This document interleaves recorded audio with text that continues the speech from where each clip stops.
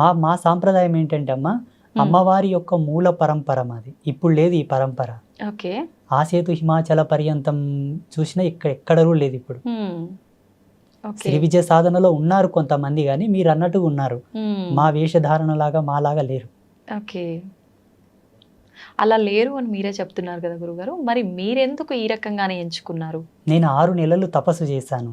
Especially నా యొక్క dress code అనుకోండి, లేకపోతే నా వేషధారణ గురించి, ఓకే. ఏ మంత్ర సాధన నేను చేయాలా, ఏ దేవత ఆరాధన చేయాలా, ఎవరి గురించి నేను తపమాచరించాలని దాని మీదనే 6 నెలలు రీసెర్చ్ చేశాను నేను. ఓకే. తపస్సు.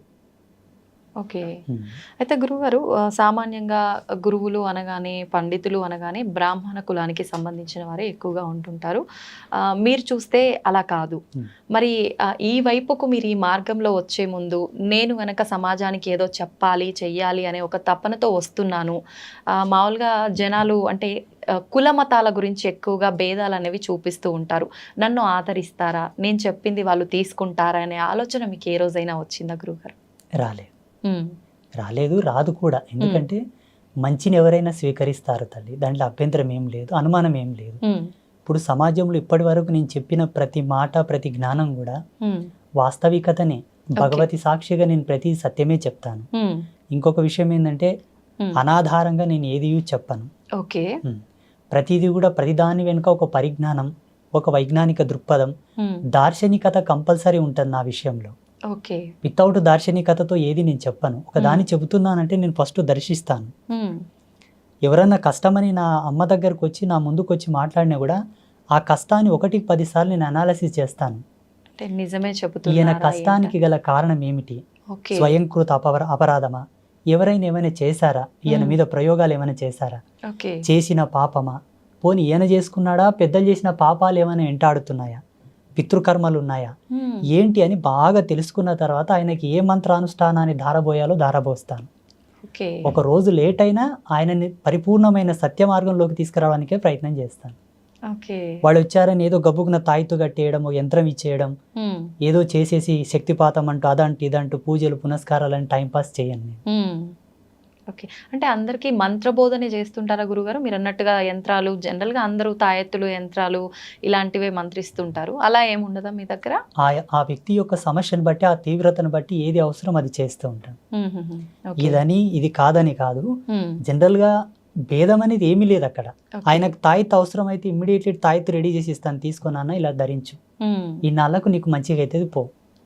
యంత్రం అవసరం ఉంటే ఒక రాగి పత్ర తీసుకొని దాన్ని యంత్రలిఖితం చేసి దానికి అనుష్ఠానం మహిమను దారబోసి అభిమంత్రించి ఇచ్చేస్తాను, తీసుకెళ్ళు నీకు పని అవుతుందని చెప్పి. ఓకే.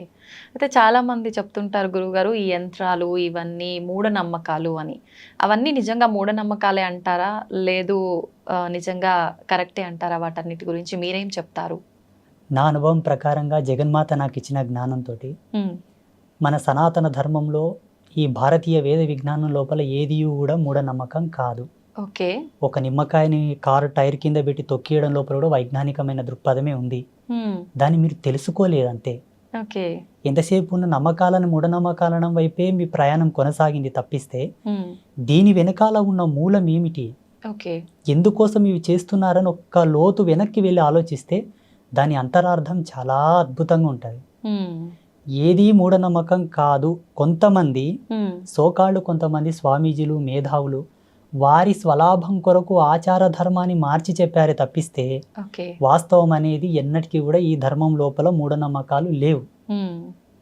నేను పరిపూర్ణంగా నమ్ముతాను ఆత్మసాక్షిగా. ఓకే. అన్ని మన సనాతన ధర్మం ఇచ్చిన విలువలే. సనాతన ధర్మం ఇచ్చిన విలువలే. ఒక ఉదాహరణ చెప్పాలంటే, బిడ్డ పుట్టిన తర్వాత మా పల్లెటూళ్ళలో మహిళకు బాల్యంత యోగం చేస్తారు. ఆమెకు పెయ్యంత పసుపు పెట్టి వెన్నీళ్ళతో స్నానం చేయించి కుంపటి అంటారు మోటుగా మా పల్లెటూరులో. కుంపటి ఆమెకు వేడి కాపుతారనమాట. కొన్ని హెర్బ్స్, ఔషధి గుళితమైనటువంటి కొన్ని మూలికలు అవి తినబెడతారు. అవి తినబెట్టడంలో కూడా ఆధ్యాత్మికతమైన విలువలు కొన్ని ఉన్నాయి. మా పెద్దలు చెప్పేవాళ్ళు, ఈ వేరుని ఇదే సమయంలో తీయాల బిడ్డ, అట్లయితేనే పనిచేస్తుంది అది. మేము తీసి ఆల్రెడీ స్టోర్ చేస్తాము, ఎవరైనా కాన్పు అయితే వాళ్ళకు ఉడకబెట్టి తినబెడతాం. చూడండి, తీసే సమయము, ఇచ్చే సమయము అన్ని కూడా ఇంపార్టెంట్. మళ్ళీ ఆ బాలెంతగా ఉన్న మహిళకు మాత్రం ఇస్తారు, మిగతా వాళ్ళకి ఇయ్యరు దాన్ని. ఓకే. అంటే దాంట్లో ఉన్న మూలకాలు, దాంట్లో ఉన్న ఫార్ములాస్ వాళ్ళకి తెలుసు. ఆ ఔషధి లక్షణం వాళ్ళకి తెలుసు. వాళ్ళేం కంప్యూటర్లో చూసి ల్యాబ్లో టెస్ట్ చేసి తీసిలేరు మళ్ళీ దాన్ని. అవునవును. అనుభవం. అంతే. అనుభవానికి మూలం ఆధ్యాత్మికత, ధర్మం, మాలాంటి గురువులు చెప్పిన జ్ఞానం, ఓకే. ఆయుర్వేదం మీద పట్టున్న కొంతమంది ఋషులు చెప్పిన జ్ఞానం లక్షల సంవత్సరాల పూర్వమే చెప్పారు. అవును. దాన్ని అనువంశికంగా అలాగే తీసుకుంటూ వచ్చారు ఇప్పటి వరకు. అయితే గురుగారు, మీరు ఇప్పుడు చెప్పినట్టుగా అనువంశికంగా తాత ముత్తాతల నుంచి ఉన్న ఆయుర్వేద మూలికలు ఇచ్చేవాళ్ళు చాలా మంది ఉన్నారు. వాళ్ళని నిజంగా నమ్మవచ్చా? వాళ్ళని అంటే సపోర్ట్గా తీసుకొని చాలా మంది మనకు రోడ్ల పైన కూడా మూలికలు ఇలాంటివి అమ్ముతూ ఉంటారు. వాళ్ళని నమ్మొచ్చు అంటారా? ఇక్కడ మెయిన్ ఏంటంటే అనువంశికతంగా ఉండే వాళ్ళని మనం చాలా వరకు నమ్మాలి, తప్పదు. ఎందుకంటే వాళ్ళ దగ్గర కొన్ని గ్రంథాలు ఉంటాయి, బయటికి ఇయ్యరు వాళ్ళు. వాళ్ళ తాత ముత్తాతలు రాసినటువంటి గ్రంథాలు. ఈ వేరు దేనికి పనిచేస్తుంది, దీని గుణం ఏమిటి, దీని ధర్మం ఏమిటి, దీని యొక్క రూపం ఏమిటి, దీన్ని ఎలా ఇవ్వాలి, ఎంత మాత్రంలో ఇవ్వాలి, ఎన్ని సమపాలలో కలిపి ఏ మాత్రలు ఇవ్వాలి, ఏ పసరు ఇవ్వాలి, ఏ పౌడర్ ఇవ్వాలని వాళ్ళకి తెలిసి ఉంటుంది. వాళ్ళు గ్రంథస్థంగా రాసి పెట్టి ఉంటారు. కాబట్టి కొంతమంది ఉన్నారు ఇప్పటికి చాలా మంది, వాళ్ళని నమ్మొచ్చు. ఈ రోడ్ల మీద కూర్చున్న వాళ్ళలో కూడా అందరినీ నమ్మాలి, అందరిని నమ్మకూడదని కాదు, కానీ కొందరు వ్యాపార ధోరణిలు అమ్ముతుంటారు. అట్లా అమ్మిన వాళ్ళ దగ్గర తీసుకున్న వాళ్ళు వాడి చాలా వరకు ఇబ్బందులు, సైడ్ ఎఫెక్ట్స్ వచ్చి చాలా మంది బాధపడ్డారు. మన ఆశ్రమానికి చాలా మంది వచ్చి చెప్పారు నాకు. ఒక ఆయనతో నేను ఒక పసరు తీసుకున్నానండి, తాగిన తర్వాత నాకు దుద్దుర్లు వచ్చాయి, ర్యాషెస్ వచ్చాయి అని చెప్పేసి, నాకున్న జ్ఞానంతో దానికి విరుగుడుగా ఏదో నాకు తెలిసిన పసరు, ఏదో పౌడర్, మందు అవి ఇచ్చి మళ్ళీ బాగు చేశాను నేను. వీళ్ళని నమ్మడం కరెక్ట్ కాదు, 100% నమ్మకూడదు. ఎందుకంటే మనకు సైన్స్ ఇంత డెవలప్ అయింది ఇప్పుడు, ప్రతిదాని కూడా మనకు సెకండ్లో త్రుటికాలం నందే ఇచ్చేటటువంటి వైజ్ఞానికం వచ్చింది ఇప్పుడు. మాక్సిమం ఇప్పుడున్న కాలమాన పరిస్థితులను బట్టి, మనం తింటున్న తిండిని బట్టి, ఇప్పుడు ప్రతిదీ కూడా మందులో కూడా అంటాం మేము మోటుగా, ప్రతిదీ కూడా మందులతో పండించే ధాన్యాలు, పండ్లు, కాయగూరలు అవే వస్తున్నాయి. ఈ తిండిని బట్టి, ఈ జీవన విలువలను బట్టి ఈ మందులు వాడడమే మంచిది. అప్పట్లో మోటు మందులు ఎట్లా పనిచేస్తుందంటే గట్టితనం ఉండే అందరి లోపల, దృఢత్వం బాగుండే, తినే తిండిలో కూడా ఆ గట్టితనం ఉండేది కాబట్టి పసర్లు పనిచేసేవి. ఇప్పుడు అంత తొందరగా పనిచేయవు. అంటే శరీరం సపోర్ట్ చేయదు దాంట్లకు. అయితే గురువుగారు, ఇది అడగొచ్చో లేదో తెలీదు, చాలా వరకు నేను కొన్ని ప్రాంతాల్లో విన్నాను. పల్లెటూళ్ళలో వాళ్ళు ఏమంటారంటే 2-3 ఆడ సంతానం ఉంటే ఖచ్చితంగా నెక్స్ట్ రాబోయే సంతానం మగ శిశువు జన్మించాలంటే పసరు పోస్తారు పలానా ప్లేస్లో, ఖచ్చితంగా మగ శిశువు జన్మిస్తారు అని అంటుంటారు. ఇలాంటి పసరు మందుల్ని నమ్మొచ్చంటారా? నిజంగా అలా జరుగుతుందంటారా? నా జీవితంలో, నా అనుభవంలో ఒక 7-8 కేసులు నేనే డీల్ చేశాను. సక్సెస్ అయ్యాయా? 100% అమ్మ సాక్షిగా, అబద్ధం ఏం లేదు. అంటే ఇవి ఎట్లుంటాయమ్మా, వాళ్ళ యొక్క దైవం అంటే వాళ్ళ యొక్క పుణ్యం, వాళ్ళ రాతఫలం, వాళ్ళ అదృష్టాన్ని బట్టి ఆధారపడి ఉంటాయి. కొందరికి వికటించాయి కూడా, కొందరికి సక్సెస్ కాలేదు. అంటే ఇక్కడ మనం ధార్మికంగా చెప్పాల్సి వస్తే వాళ్ళ యొక్క పుణ్యం, వాళ్ళ అదృష్టం. ఇటువంటివి ఏంటంటే హార్మోనల్ సెక్టర్ని మార్చేటటువంటి మూలికలు కొన్ని ఉంటాయి. స్త్రీ ఎప్పుడైతే పిండోత్పత్తి గావించే సమయం లోపల, ఆమె సంతానవతి కావడానికి రెడీగా ఉన్న సమయం లోపల ఆ పసర్లు తాపడం వలన తప్పకుండా పురుష సంతానానికి సంబంధించినటువంటి సంపర్కమే, ఆ కలయిక వలన అదే హార్మోన్స్ రిలీజ్ అయ్యి అదే హార్మోన్స్ వల్ల వాళ్ళకి పిండోత్పత్తి అవుతుంది అని అప్పట్లో ఆయుర్వేదంలో చాలా గొప్పగా రాసి ఉన్నారు. దాని యొక్క జ్ఞాన సంచికతోనే ఇప్పుడు ఈ పసర్లు అనేవి పోస్తారు మోటుగా పల్లెటూర్ల లోపల. కానీ సక్సెస్ అయినాయి, చాలా మందికి సక్సెస్ అయినాయి. కొందరు ఫెయిల్ అయితే వాళ్ళ అదృష్టం ఇక చెప్పనీకి రాదు. కొంచెం మన చేతుల్లో ఉంటే కొంచెం అదృష్టం భగవంతుడి పైన ఆధారపడి ఉంటుంది. అయితే గురుగారు, చావు పుట్టుకలు అనేవి మన చేతుల్లో లేవు. ఆ భగవంతుడు ఎప్పుడు సెలవిస్తాడో, ఎప్పుడు ఆజ్ఞాపిస్తాడో ఆ రకంగా అన్ని జరిగిపోతూ ఉంటాయి. అయితే చావుకి పుట్టుకకి ముహూర్తాలతో పని లేకుండా ప్రకృతికి అనుగుణంగా జరిగిపోతున్నప్పుడు మనం భూమి మీదకి వచ్చిన తర్వాత ఏ మంచి కార్యక్రమం చేయాలన్నా, ఎటువంటి కార్యక్రమం చేయాలన్నా ఖచ్చితంగా ముహూర్తం చూసుకోవాలి. శుభముహూర్తం అనేది పంతులతో, పండితులతో మాట్లాడి పెట్టించుకోవాలి అంటుంటారు. మరి ఎందుకని గురువుగారు? చూడమ్మా, ప్రకృతి వేరు, మనం వేరు కాదు. ప్రకృతి మనం ఒకటే. ప్రకృతిలో మనం అంతర్భాగమైనప్పుడు కాలధర్మ సిద్ధాంతాన్ని అనుసరించి, ప్రకృతి యొక్క నియమాన్ని అనుసరించి మనం నడవాలని దాని యొక్క సూచన. సమయం వేరు, ప్రకృతి వేరు, మనం వేరు కానే కాదు.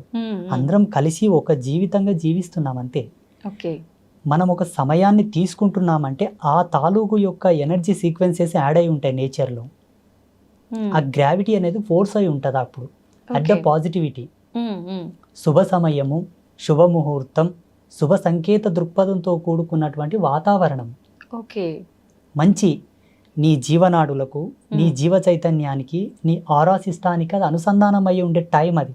ఓకే, ఉదాహరణకి సూర్యోదయం లోపల ప్రశాంతంగా చల్లగా ఉంటుంది వాతావరణం. అవును గురుగారు. మధ్యాహ్నంకి ఆ వాతావరణం ఉండదు కదా, ఉండదు. అంటే ఏం మారినట్టు?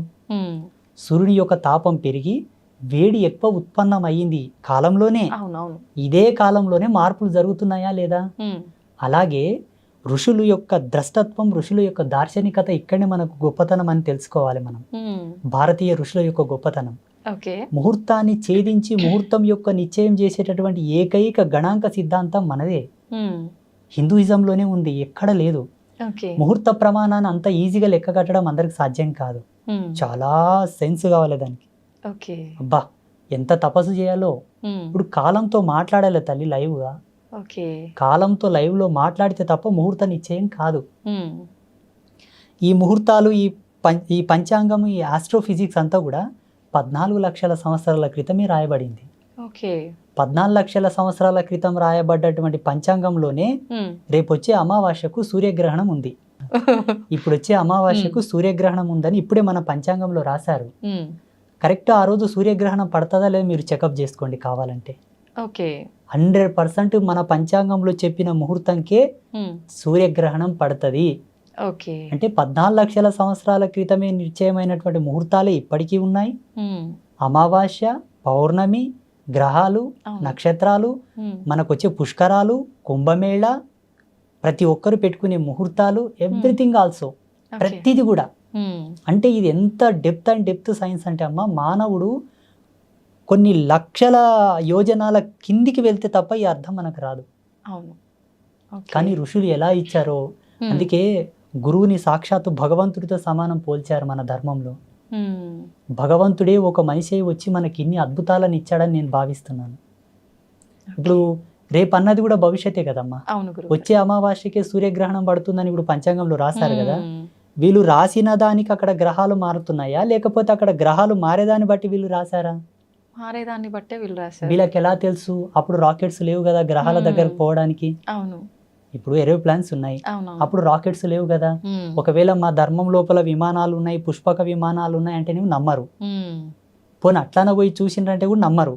లేవు, ఇప్పుడిప్పుడే కనిపెట్టారా అని అంటారు. నిజంగా ఉన్నాయా గురుగారు పుష్పక విమానాలు? 100%, 100% ఉన్నాయి. ఆత్మసాక్షి ఉన్నాయి. చూడమ్మా, ఈ కాలంలో లేదేది మానవుడు కనిపెట్టాడు. ఇది వరకు ఉన్నది ఏదో ఆయనకు ఆ దార్శనికత వచ్చే కనిపెడతాడు. ప్రతి సైంటిస్ట్ అయినా, ఏ ఫార్ములా అయినా, ఏ పరికరమైనా సరే, కాలంలో లేనిది ఏది ఆయనకు ద్రష్టత్వంలోకి రాదు. ఉన్నదే వస్తుంది. వాళ్ళ యొక్క ప్రజ్ఞా పాఠవాలను బట్టి వాళ్ళు శోధించుకొని దాన్ని కనిపెట్టి రిలీజ్ చేస్తారు బయటికి. ప్రతిదీ కూడా ఒకప్పుడు వాడబడిందే మనకు జ్ఞానం లోపలికి వస్తుంది. ఓకే, అయితే గురుగారు అంత జ్ఞానంతో ముందుగానే జరగబోయేది కూడా ఆలోచించి ఇన్ని డిసైడ్ చేసిన పండితులు, ఇలాంటి పెద్దవాళ్ళు చాలా మంది ఉన్నారు. అయితే మీరు అన్నట్టుగా శుభముహూర్తాల కోసం పండితులు పలానా ఏదైనా శుభకార్యం, మ్యారేజ్ తీసుకుందాం ఎగ్జాంపుల్కి, ఒక మంచి ముహూర్తం మీ పేర్ల మీద ఇది బాగుంది అని చెప్పి డిసైడ్ చేసి చేసినవి కూడా అన్నీ సక్సెస్ అవ్వట్లేదు. అది శుభముహూర్తం అని డిసైడ్ చేసిన తర్వాత అవి ఎందుకు విఫలం అవుతున్నాయి అంటారు? విఫలం అంటే ఎలా? అంటే సక్సెస్ అవ్వకుండా డివోర్స్ వరకు వెళ్ళటము, మధ్యలోనే విడాకులు అయిపోవడము, లేదంటే కలిసి ఉన్నా కూడా వాళ్ళిద్దరికి పడకుండా చీటికి మాటికి గొడవలు, ఇలా చాలా చూస్తుంటాం కదా గురువుగారు. ఎందుకు అలా అవుతున్నాయి? కాలం అంటే 5 ఎలిమెంట్స్: భూమి, నిప్పు, నీరు, గాలి, ఆకాశం. ఈ 5 ఎలిమెంట్స్ యొక్క సమ్మేళనమే కాలం, టైంకి ప్రత్యుత్తరమైన రూపమే ప్రకృతి. ఈ ప్రకృతి పంచభూతాలు, పంచభూతాలే కాలం. ఇవేవి వేరు కాదమ్మా, అన్నీ ఒకే సర్గ. అయితే పంచభూతాల ప్రమోదంగా వచ్చేటటువంటి ఆ యొక్క పాజిటివిటీ ఏదైతే ఉందో అది నీ జీవధర్మ సిద్ధాంతానికి అనుసంధానం కావాలని ముహూర్తం ఉంది. ఇక్కడ ఒకరినొకరు అర్థం చేసుకొని కాపురం చేయనికి చేతగాక హోదాలు అడ్డం పెట్టుకొని, డబ్బు అడ్డం పెట్టుకొని, నీ జాబ్ తక్కువ, నా జాబ్ ఎక్కువ, నీవు నాతో కలిసి, అంటే వ్యక్తిగత భేదాలు పెట్టుకొని విడిపోవడానికి ముహూర్తానికి సంబంధం లేదు. ప్లీజ్, ఇది వ్యక్తుల యొక్క సహజ సిద్ధమైన నిర్మాణంలో జరిగే కాపురాలి వల్ల. దీనికి కారణం ఏంటంటే ఇప్పుడున్న సామాజిక రుగ్మతలు, ఒకరితో ఒకరిని పోల్చుకుంటున్నారు. ఆ పోలిక వల్ల విభేదాలు వచ్చి విడిపోతున్నారు చాలా మంది. ఇంకొంతమంది సర్దుకోవడం లేదు, ఓపికలు లేవు మన వాళ్ళకి. అండర్స్టాండింగ్ ఇప్పటి మానవునికి ఓపిక లేదు. అప్పట్లో పాతకాలంలో ఎన్ని విపత్తులు వచ్చినా ఎన్ని ఇబ్బందులు వచ్చినా ఓపిక గట్టి ఉండే. ఓకే. ఓపిక ఎంత దృఢమో జన్మ అంత సార్థకత అని చెప్తారు మన ధర్మంలో. ఓపిక లేని వాళ్ళ జన్మలు సార్థకతను పొందవు. ఓకే. ఓపిక లేకపోవడం వల్ల విడిపోతున్నారు కానీ ముహూర్తం ఏం తప్పు లేదు ఆడ. ముహూర్తం యొక్క సిస్టమ్ వేరు. ఓకే. ఇప్పుడు ముహూర్తాలు, ఈ నక్షత్రాలు, ఈ పంచాంగాలన్నీ 83 లక్షల జీవరాశులు పాటించవు. మనిషి ఈ పరివర్తనలోకి రాగలిగాడు. అవును. ఈ విజ్ఞాన శోధన చేశాడు మానవుడు. ఈ కాలగణన సిద్ధాంతాన్ని మనం మాత్రమే ప్రతిపాదించాం, మిగతా జీవరాశులు కాదు. అందులో ఒక మంచి చెడు, ఇది శుభం ఇది అశుభం, ఇది ఒక ఆరోగ్యకరమైనటువంటి వ్యవస్థ. అవును. ఇక్కడ మనం చెడిపోయి మళ్ళీ ముహూర్తాన్ని నింద చేయడం ధర్మం కాదు. ఓకే. అంటుంటారు కదా గురుగారు, కానీ అంటే ఈ మధ్య కాలంలో అంటే పెట్టిన ముహూర్తం కరెక్ట్గా లేదేమో, కరెక్ట్గా వీళ్ళిద్దరికి మ్యాచ్ అవ్వలేదేమో, ఆ పంతులు అంటే ఎలా డిసైడ్ చేశాడో ఇలా జరిగిపోయింది అని నేను చెప్పి. ఆ విషయానికి వస్తే మీకు ఒక ఎగ్జాంపుల్ చేస్తాను. ఓకే. సీతారాములు నడయాడిన కాలం ఆ కాలం ధర్మవంతంగా ఉండేనా, ఇప్పుడు ఈ కాలం ధర్మవంతంగా ఉందా? ఆ కాలమే ధర్మం. ఆ కాలంలో ధర్మం సమున్నతంగా ఉండి. అవును. ఎందుకంటే శ్రీరామచంద్ర ప్రభుల వారు పుట్టినప్పటి నుంచి వారి అవతార సమాప్తి అయ్యే వరకు కూడా ధర్మం సమున్నతంగా ఉన్నదని చెప్పి మన గ్రంథాల ఆధారంగా చెప్పబడి ఉన్నాయి. ఎంతో మంది ఋషులు కూడా చెప్పారు. అవును. శ్రీరామచంద్ర ప్రభుల వారి యొక్క ముహూర్తం ఎవరు పెట్టారు? పెళ్లికి ఎవరు నిశ్చయం చేశారు? రాముడు పెళ్ళైన తర్వాత వనవాసంకి వెళ్ళిపోవాల్సి వచ్చింది. అవునవును. ఎన్ని కష్టాలు పడ్డారు. అవును. సరే, మళ్ళీ రాజ్యంకి వచ్చిన తర్వాత కూడా మళ్ళీ సీతా వియోగం ఏర్పడుతుంది. సీత కలిసిన తర్వాత ఆమె భూమిలోకి వెళ్ళడం, ఈయన అవతార సమాప్తి చేసుకోవడం. వాళ్ళు ఎక్కడ సుఖపడ్డారు? అవును. పోనీ పాండవులు కష్టపడ్డారు కదా, పోనీ శ్రీకృష్ణుడు కూడా కష్టపడ్డాడు కదా, అవును. పోనీ దేవేంద్రాదులు కూడా కష్టపడ్డారు కదా. ఇప్పుడున్న మానవుడు, ఇప్పుడు జీవించే మానవుడు దాని భూతద్దంలో ఎట్టి చూస్తున్నాడు ముహూర్తాన్ని. ఓకే. దాని యొక్క నిర్మాణం, దాని యొక్క నిర్మాణం వేరు. ముహూర్తాన్ని తప్పకుండా మానవ జన్మ ఎత్తిన తర్వాత ప్రతి మానవుడు ముహూర్త నిశ్చయంతోనే జీవితకాలం గడవాలి. ఓకే. ముహూర్తానికి ఉండేటటువంటి మెయిన్ అర్థం ఏంటో తెలుసా? నీవు జీవించే జీవన విధానానికి సంబంధించినటువంటి ధర్మం, భౌగోళికంగా నువ్వు జీవిస్తున్న జీవ అవశేషాలకు సంబంధించినటువంటి సింక్, అది లింక్. ఓకే. అనుసంధానం అయ్యేటటువంటి శుభముహూర్తం. అది నీ జీవితంలో ఒక సార్థకతను ప్రసాదించడానికి నిర్ణయం చేసిన ఒక టైం. ఓకే. దానివల్ల మన జీవితాలు నడవాలనుకోవడం అజ్ఞానం. మనం బ్రతకాలి, మనం జీవించాలి. ప్రతి దాంట్లో సహనం, ఓర్పు, నిగ్రహము, విచక్షణ రహితమైనటువంటి జీవితాలే కొనసాగుతున్నాయి తప్పిస్తే జ్ఞానవంతమైన జీవితాలు లేవు కదా సమాజంలో. అవును గురుగారు.